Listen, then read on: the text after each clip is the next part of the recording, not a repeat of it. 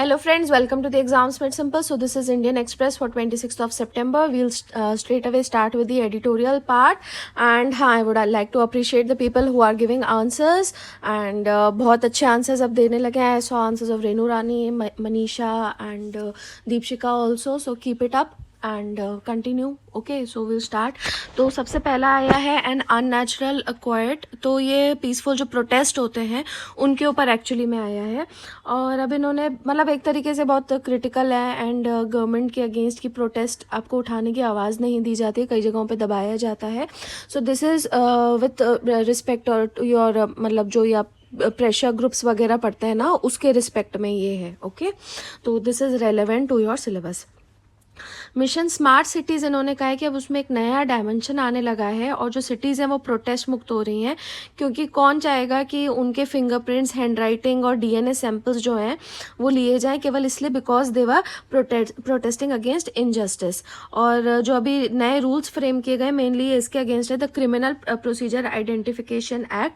और इसमें है क्या, इसमें पुलिस को ये पावर है कि वो बायोमेट्रिक्स रिकॉर्ड कर सकते हैं ऐसे लोग के जिनको अरेस्ट किया गया है या फिर केवल डिटेन भी किया है, और जिसको प्रिवेंटिवली अरेस्ट किया गया है या सेक्शन 144 केवल वायलेट करने के लिए अरेस्ट किया गया है, बस ऐसे लोगों को इसमें छोड़ दिया जाएगा.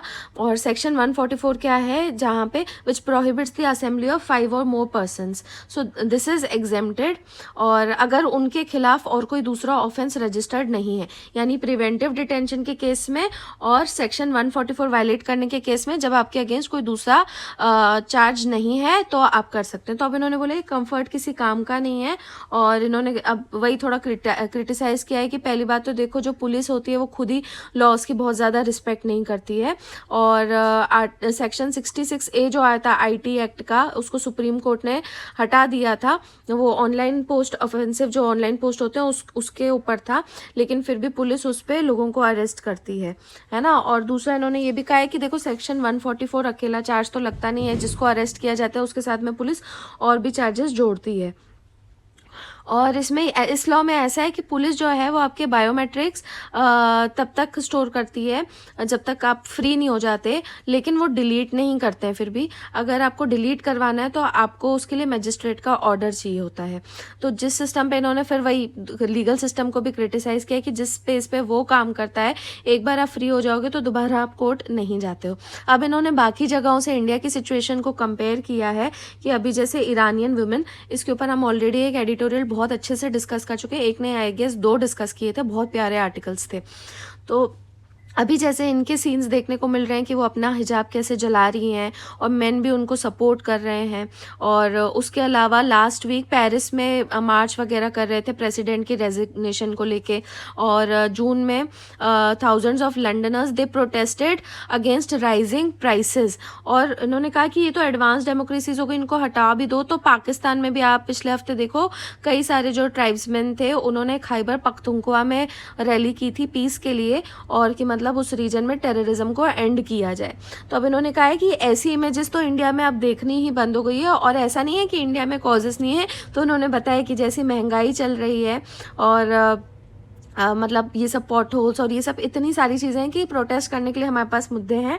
और लेकिन मतलब पिछले कुछ सालों में कुछ ही पीसफुल ऐसी स्ट्रीट प्रोटेस्ट उठाई गई हैं जहाँ पे थाउजेंड्स ने पार्टिसिपेट किया था. तो उसका इन्होंने बताया जैसे रोहित वेमुला का सुसाइड केस था, दलित स्कॉलर थे वो 2016 में. फिर किसान लॉन्ग मार्च हुई थी महाराष्ट्र में. फिर NTCA प्रोटेस्ट जो हुए थे 2019-20 में, और फार्मर प्रोटेस्ट इन दिल्ली. तो अब इन्होंने कहा है कि अब स्ट्रीट प्रोटेस्ट क्यों देखने को नहीं मिल रही है, क्योंकि इसका एक रीज़न तो है कि स्ट्रीट्स अब अवेलेबल ही नहीं है. तो 1990s तक क्या होता था कि मेन रोड वगैरह पे मतलब जो भी आपको रोड एक्सेसिबल है जहाँ पे जिसके खिलाफ आपको करना है आप उस रोड पे जाके प्रोटेस्ट कर लेते थे. लेकिन उसके बाद में अथॉरिटीज़ ने क्या किया, हर शहर में एक स्पेसिफिक एरिया बता दिया कि आप वहीं करोगे. ठीक है, तो मतलब जैसे आप देखते होगे कि मतलब दिल्ली में ज़्यादातर जंतर मंतर, रामलीला मैदान, यहीं पर तो ये डेजिग्नेटेड एरियाज बना दिए गए कि आप यहीं पर प्रोटेस्ट कर सकते हैं. इसके अलावा अब एक नया चेंज और आ गया है, वही जो अभी ये एक्ट आया है, क्रिमिनलाइजेशन करना ऑफ पीसफुल प्रोटेस्ट। तो पहले क्या होता था कि अगर उनको डिटेन भी कर दिया जाए तो कुछ घंटों बाद इनको छोड़ दिया जाता था, कोई चार्जेस नहीं फाइल होते थे। और लेकिन अभी ऐसा होने लगा है कि काफ़ी ज़्यादा इनके अगेंस्ट क्रिमिनल केसेस फाइल कर दिए जाते हैं, भले वो पीसफुल प्रोटेस्ट रहे। और इसमें मतलब बहुत ज़्यादा प्रोसिक्यूट करने का इंटेंशन नहीं होता है इनको, लेकिन फिर भी अक्यूज को प्रॉपर कोर्ट डेट दी जाती है और उसको वहाँ पे आना पड़ता है। ओके। और अब इन्होंने कहा है कि ये जो स्ट्रीट में प्रोटेस्ट की जाती है कायदे से फंडामेंटल राइट है। और मतलब इंडिया अभी जैसे वर्ल्ड की सबसे बड़ी डेमोक्रेसी है, तो अपने प्रोटेस्टर्स को क्रिमिनल्स की तरह ट्रीट करना, इससे कोई फ़ायदा नहीं होगा। फाइन। तो बहुत ज़्यादा इसमें आपको जानकारी भले ना मिली हो, लेकिन आपको इशू समझ में आया होगा। ओके। तो वही हमेशा प्रो और अगेंस्ट पता होना चाहिए। नाउ यहाँ पे एक और अच्छा आर्टिकल आया है, रेसिपी फॉर रिफॉर्म। तो एक्चुअली में this is written by Prakash Singh. तो प्रकाश सिंह के भी आपको पहले क्रेडेंशियल्स बता देते हैं। He was formerly DGP of UP, DGP Assam and DG of BSF. और इनसे ही रिलेटेड एक केस भी है 2006 का, प्रकाश सिंह केस। तो उसमें जो है सुप्रीम कोर्ट ने डायरेक्शंस दिए थे, 7 डायरेक्शंस दिए थे पुलिस रिफॉर्म्स के लिए, कुछ गाइडलाइंस दी थी। So first question for you is कि you have to tell me in the comment section कि वो 7 जो प्रिंसिपल्स बताए थे पुलिस रिफॉर्म के लिए वो क्या थे। ओके, इन शॉर्ट ओनली आप मुझे बता सकते हैं। अब इन्होंने कहा है कि 16 years ago on September 22, 2006 supreme court gave a landmark judgment on police reforms. और इसमें मेन क्या था कि प्राइमेसी दी जाए to uphold the rule of law. तो तब से पुलिस फ्रेटर्निटी जो है ये इसको सितंबर 22 को पुलिस रिफॉर्म्स डे की तरह ऑब्जर्व करती आई है। लेकिन एक जस्टिस थॉमस कमेटी ने देखा है कि स्टेट्स ने कुछ खास इनको तवज्जो नहीं दी है, जो पुलिस रिफॉर्म्स यहाँ पे सजेस्ट किए गए थे उसको ज़्यादा वो नहीं दी गई है। तो अब इन्होंने बताया है कि क्यों पुलिस रिफॉर्म्स होना आज भी ज़रूरी है, और इसके इन्होंने 10 रीजन्स दिए हैं। तो आप इसको नोट डाउन कर सकते हो कि why police reforms are necessary today. तो सबसे पहले इन्होंने कहा है कि this is a vestiges of colonialism का अननेसेसरी छूटा हुआ एक पार्ट है। तो जो पुलिस एक्ट आया था 1861 में, और वो पुलिस फंक्शनिंग को आज भी गवर्न करता है, तो वो कलोनियल रूल का सिंबल है। और उस टाइम पे इसको प्रोमलगेट किया गया था क्योंकि वो पॉलिटिकली पुलिस को यूजफुल बनाने के लिए था, ताकि जो उस टाइम पे ब्रिटिशर्स थे ना, तो वो इंपीरियल मास्टर्स का डोमिनेंस इंश्योर कर सके लोगों के ऊपर, इसलिए उसको एक पॉलिटिकल टूल की तरह बनाया गया था पुलिस को। लेकिन उसी टाइम पे मतलब अगर देखा जाए तो ब्रिटिश ने जो खुद के लिए सिस्टम बनाया था, तो वो एक अलग पुलिसिंग सिस्टम बनाया था, जहां पे पुलिस ऑफिसर्स जो थे they were answerable to the law and law alone.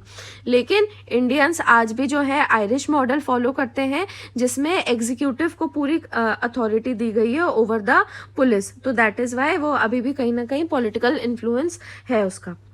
Second reason इन्होंने कहा है कि अभी हमारे इंडिया में one of the fastest growing economies है पूरे वर्ल्ड में, और ये जो प्रोग्रेस है ये और ज़्यादा फास्ट हो जाएगी अगर इंटरनल सिक्योरिटी में इतने चैलेंजेस नहीं रहे।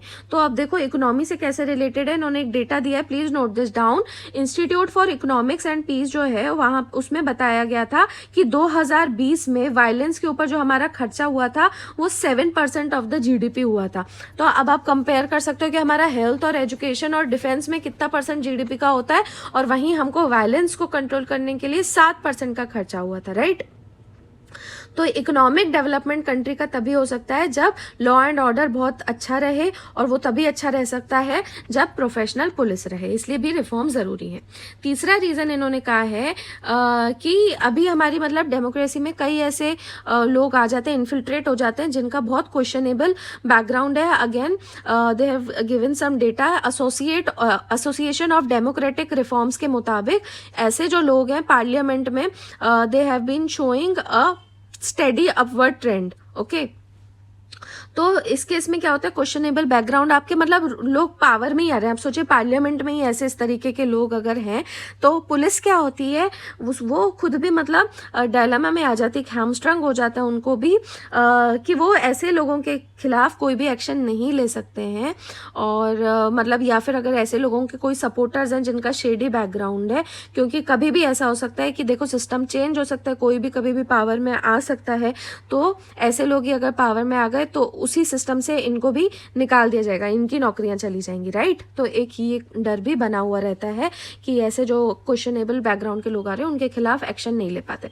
Fourth, the police are not able to deal with internal security challenges as effectively as they should. तो अब इन्होंने बताया, देखो जम्मू कश्मीर की जो प्रॉब्लम है अनरेस्ट वहाँ पे 30 साल से, माओइस्ट प्रॉब्लम का 50 साल से चल रहा है, नॉर्थ ईस्ट की इंसर्जेंसी 60 साल से चल रही है। तो ऐसा नहीं है कि इन प्रॉब्लम्स को कंटेन नहीं किया जा सकता था, ये सब इंटरनल सिक्योरिटी चैलेंजेस को कंटेन किया जा सकता है, पर उसके लिए हमारे पास एक प्रॉपर इंटरनल सिक्योरिटी डॉक्ट्रिन होना चाहिए। और ये ना होने की वजह से ही जो स्टेट पुलिस फोर्सेस हैं वो शैम्बल्स में, और वो अपने आप को इनकेपेबल समझती हैं कई जगहों पे डिसाइसिव एक्शन लेने में, राइट। फिफ्थ, इन्होंने बताया है कि जो नॉर्मल पीपल होते हैं, खासकर जो लोअर स्ट्रेटा के होते हैं, उनको पुलिस के ऊपर कॉन्फिडेंस नहीं आता है और उनको यही लगता है कि गरीबों के लिए अलग कानून है और रिच लोग के लिए अलग कानून है। तो इस चीज़ को भी चेंज करने की ज़रूरत है, और ये तभी हो सकता है फिर से जब जो पुलिस है वो पॉलिटिकल या फिर फाइनेंशियल क्लाउड के इन्फ्लुएंस से इंसुलेट हो जाए। ओके।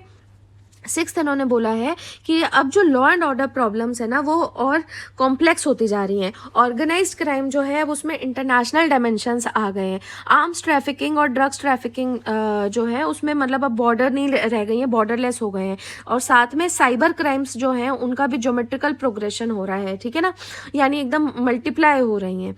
एंड ऐसी प्रॉब्लम्स जो है इसमें पुलिस की तरफ से बहुत ज़्यादा सोफिस्टिकेशन और एक्सपर्टाइज की ज़रूरत है। देखो अभी बनने तो लगे हैं, है ना, साइबर कंट्रोल के लिए, साइबर क्राइम कंट्रोल के लिए अलग से पुलिस स्टेशंस वगैरह आने लगे हैं, बट स्टिल ही मीन्स कि ऐसी चीज़ों को जो कि नए डायमेंशंस में और बहुत तेज़ी से बढ़ रही हैं उनके लिए और ज़्यादा एक्सपर्टाइज की ज़रूरत है। बिकॉज आप डेली देखो कुछ ना कुछ नए स्कैम्स आते रहते हैं, और now they are also connected with countries across the border, तो इसकी वजह से इनको कंट्रोल करना मुश्किल है। फाइन।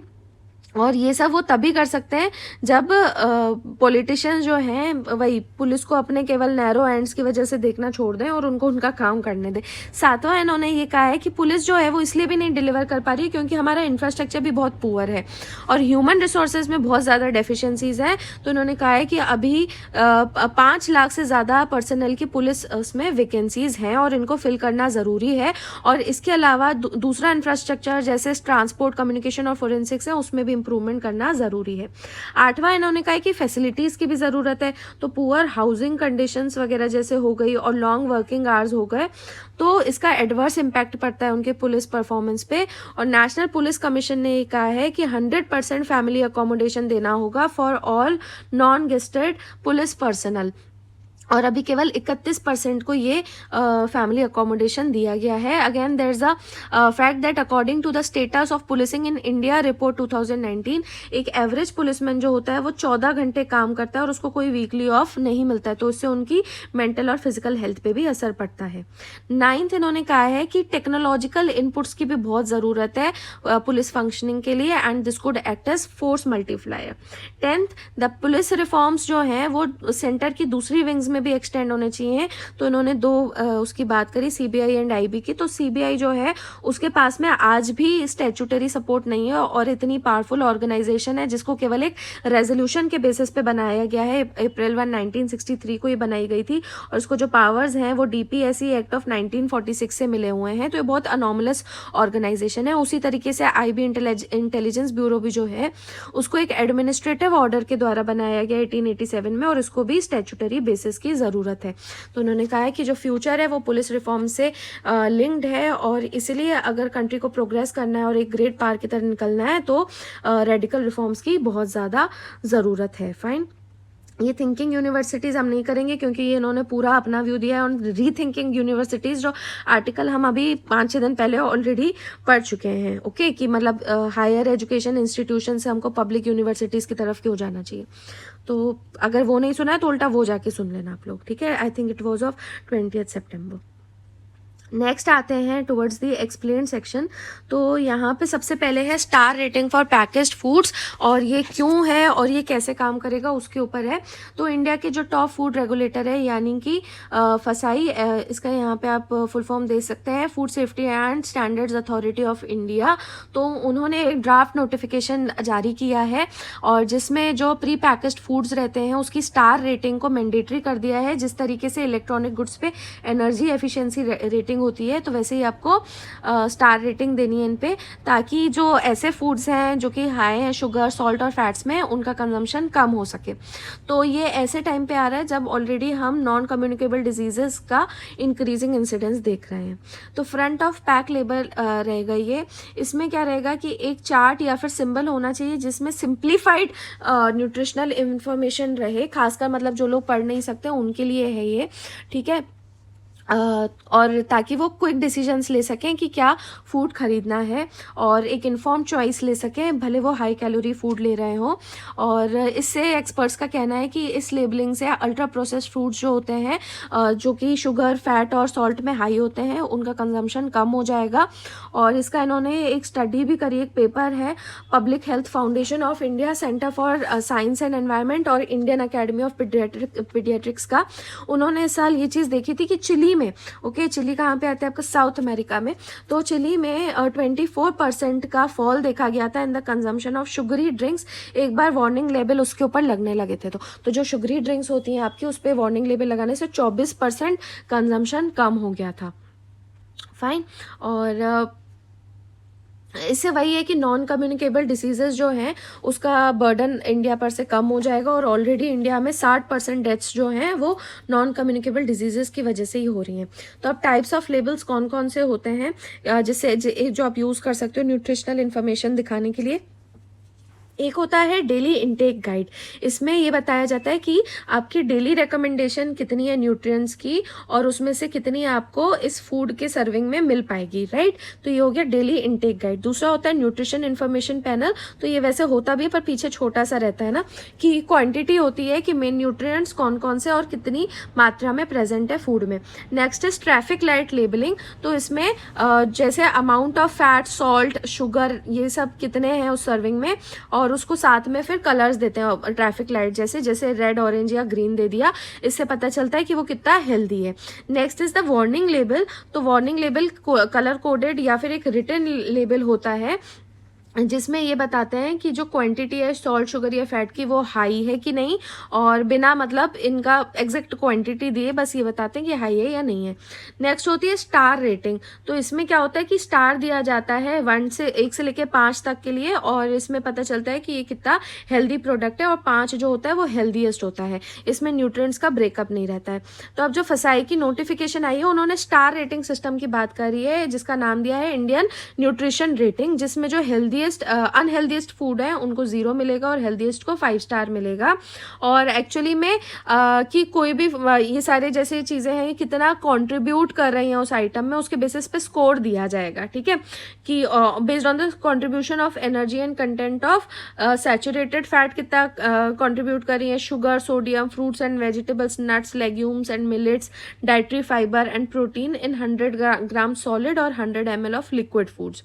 तो सॉलिड फूड्स में जिसका स्कोर 25 से ज़्यादा होगा उसको 0.5 स्टार मिलेगा, और जिसका स्कोर -11 से कम रहेगा उसको 5 स्टार दिया जाएगा, है ना। कि अगर आप कंट्रीब्यूट नहीं कर रहे हो, मतलब अगर कोई पर्टिकुलर वो उसमें सॉल्ट, शुगर कंट्रीब्यूट नहीं कर रहा है फैट्स और इन सब में, तो उसको फिर स्कोर कम होगा। तो जितना स्कोर कम होगा उतना अच्छा स्टार मिलेगा।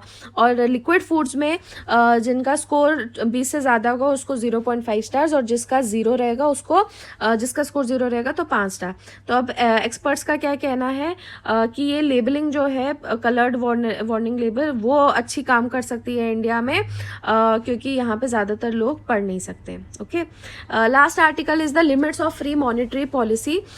तो ये एक्चुअली में जो आरबीआई की इन्फ्लेशन टारगेटिंग वाली पॉलिसी है उसको लेकर है, और ये कहाँ पे अभी फेल हो रही है और इसका रीज़न क्या है। फाइन, तो मई 2016 में इंडिया ने इन्फ्लेशन टारगेटिंग को एज अ पॉलिसी गोल लिया था, और साथ में ये भी आइडिया इसमें आया था about the central bank independence with accountability, यानी इन्फ्लेशन टारगेटिंग पूरी तरीके से इंडिपेंडेंटली आरबीआई देखेगा और उसी की अकाउंटेबिलिटी रहेगी।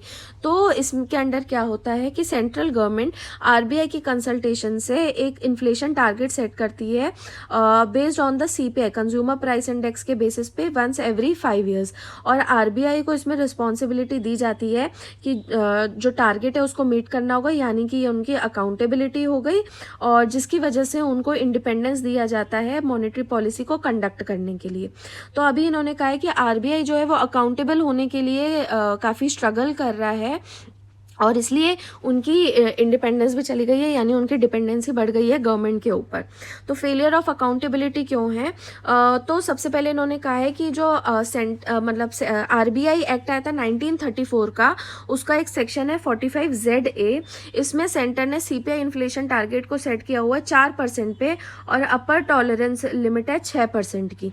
तो अब इन्होंने कहा है कि 2022 में जनवरी से अगस्त तक ये हो चुका है कि ईयर ऑन ईयर इन्फ्लेशन, देखो सीपीआई इन्फ्लेशन जो देखा जाता है ना वो ईयर ऑन ईयर होता है, यानी कि आप कंपेयर करोगे अगस्त 2022 को विथ अगस्त 2021, ठीक है, मंथली एक साल पहले क्या रहा है तो उसको कंपेयर किया जाता है। तो उन्होंने कहा है कि हर बार जो है हर महीने में इस साल के 6% से ज़्यादा आया है, और अगर सितंबर में भी यही रहता है तो इसी एक्ट के आरबीआई एक्ट 1934 का ही दूसरा सेक्शन है 45ZN, इसके तहत आरबीआई को एक रिपोर्ट सबमिट करनी पड़ेगी कि क्यों वो इन्फ्लेशन टारगेट को नहीं मीट कर पा रहे हैं, क्यों वो फेल हो रहे हैं, और क्या रेमिडियल एक्शंस वो प्रपोज कर रहे हैं कि जो लिए जा सकते हैं।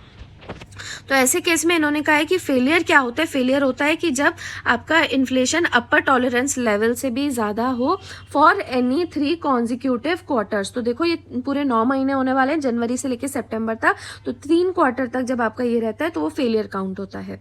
तो अब इन्होंने 2 टर्म्स को अभी गवर्नमेंट की कंपेयर किया है, अप्रैल 14 to 19 मोदी 1.0 कह रहे हैं, और इसमें इन्होंने कहा है कि जो सीपीआई इन्फ्लेशन था वो 6% से ज़्यादा था only in 6 out of 60 months, है ना, और उसमें से भी 5 महीने जो थे वो 2014 में थे, ये एक्ट आरबीआई एक्ट को अमेंड करने से पहले, यानी जो इन्फ्लेशन टारगेटिंग की पॉलिसी थी उससे पहले ही 5 महीने थे, यानी बाकी दौरान इन्फ्लेशन बिल्कुल विद इन टारगेट था। और ओवर शूटिंग जो इन्फ्लेशन टारगेट की हुई है ये ज़्यादातर सेकेंड टर्म में रही है, और मतलब 21 महीनों में ये 41 में से 21 महीनों में ये 6% से ज़्यादा रहा है, तो फेलियर रेट जो है वो काफ़ी ज़्यादा रहा है। तो अब इन्होंने कहा है कि इसका रीज़न क्या है?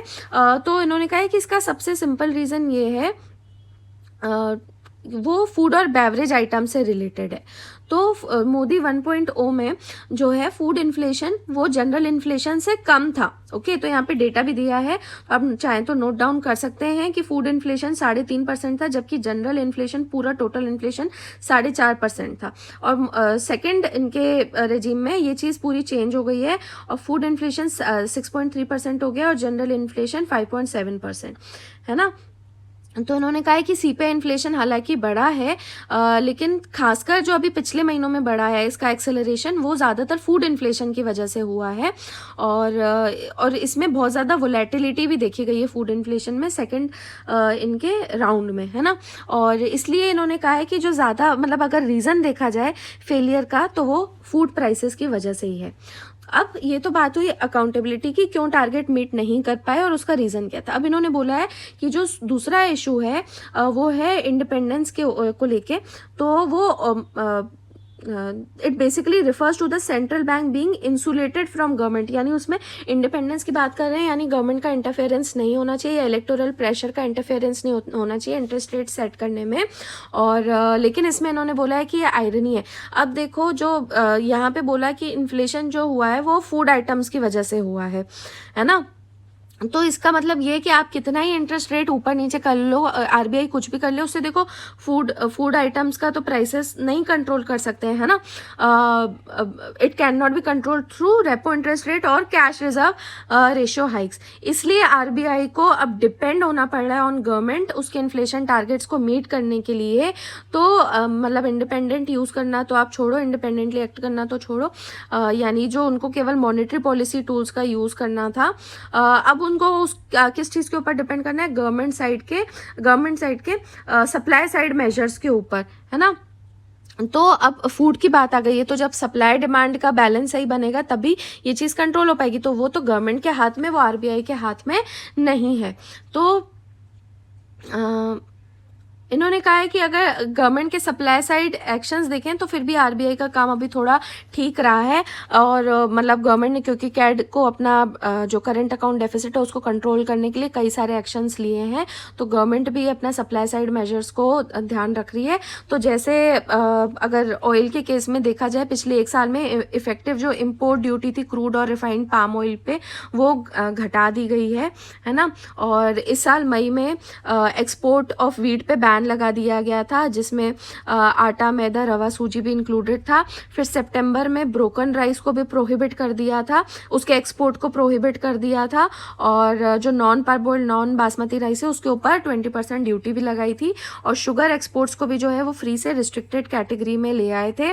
और इसके अलावा सेंटर ने स्टेट्स और यूटीज़ को भी डायरेक्ट किया है कि जो उनके पल्सेस मिलर्स हैं वो अपना स्टॉक डिक्लेयर करेंगे तूर दाल का, और उसको वीकली बेसिस पे अपलोड भी करेंगे. तो ये सप्लाई साइड के मेजर्स का गवर्नमेंट ने इन सब चीज़ों पे ध्यान रखा है. तो अब इस पॉलिसी के इंडिकेशंस क्या रहेंगे, ये इन्होंने कहा है कि इम्प्लीकेशंस क्या हैं ये इन्फ्लेशन टारगेटिंग के, कि ये पॉलिसी देखो फर्स्ट रेजिम में तो सही काम करी, और उसमें मतलब फूड और फ्यूल प्राइसेस जो थे वो डोमेस्टिकली भी और ग्लोबली भी बहुत बिनाइन थे, यानी इजी थे.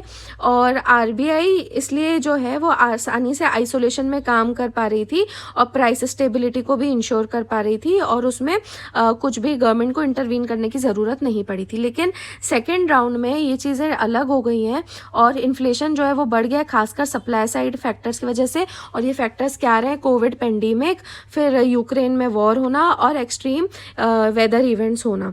और वेदर इवेंट्स भी हमने खासकर बहुत ज़्यादा विटनेस किए हैं, जैसे 21-22 वाले में बहुत ज़्यादा रेन, इनफैक्ट इस साल भी कुछ रीजन्स में एक्सेसिव रेन हुई है. फिर मार्च अप्रैल में हीट वेव थी, और गैंजेटिक प्लेन स्टेट्स जो थे हमने पढ़ा है यूपी, बिहार और वेस्टर्न जो साइड है वेस्ट बंगाल का, यहाँ पे बहुत ही डेफिशिएंट मानसून रहा था. यहाँ पे मेन जो राइस ग्रो किया जाता था, इसलिए इन सब रीजन्स में प्रोडक्टिविटी भी कम हो गई थी. Okay, so that was all from today. I hope आपको ये अच्छा लगा होगा, तो प्लीज़ लाइक और शेयर ज़रूर करें. Thanks for watching and have a